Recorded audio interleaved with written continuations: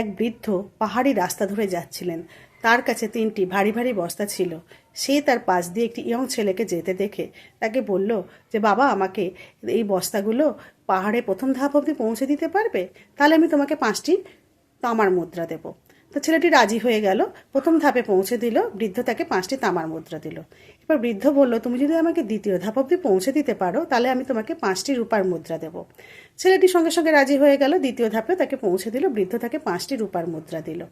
এবার বৃদ্ধ বলল যে, তৃতীয় ধাপটি তো আরও দুর্গম, তুমি যদি আমাকে সাহায্য করো সেখানে পৌঁছে যেতে, তাহলে আমি তোমাকে 5টি তামার মুদ্রা এবং 5টি রূপার মুদ্রা দেবো। ছেলেটির সঙ্গে সঙ্গে রাজি হয়ে গেল। কিন্তু যেতে যেতে সে ভাবলো যে এই বৃদ্ধের কাছে তো তাহলে অনেক মুদ্রা আছে। তাই সে বৃদ্ধের থেকে দূরে চলে গেল। গিয়ে সে বস্তাটিকে খুলে দেখল, হ্যাঁ হ্যাঁ, এর মধ্যে তো সবই নকল মুদ্রা। এবং তার মধ্যে তিনি একটি কাগজের চিরকুট পেলেন। তাতে লেখা ছিল যে, যাকে তুমি দেখছো বৃদ্ধ হিসাবে, তিনি হচ্ছেন এই রাজ্যের রাজা। তিনি তার রাজ্যে কোষাগারের জন্য কয়েকজন ইয়ং পাহারাধারের খোঁজ করছিলেন। তুমি যদি সততার সঙ্গে কাজটা করতে পারতে তাহলে তোমার নিয়োগ ছিল পাকা। কিন্তু তুমি এই ধরনের যে কাজ করলে বলে তোমার কারাবাস নিশ্চিত। তখন যুবকটি অদ্ভুত একটা অনুশোচনায় পড়ে গেল। এর থেকে নীতিকথা হিসেবে বলা যায় যে, লোভে পাপ, পাপে মৃত্যু।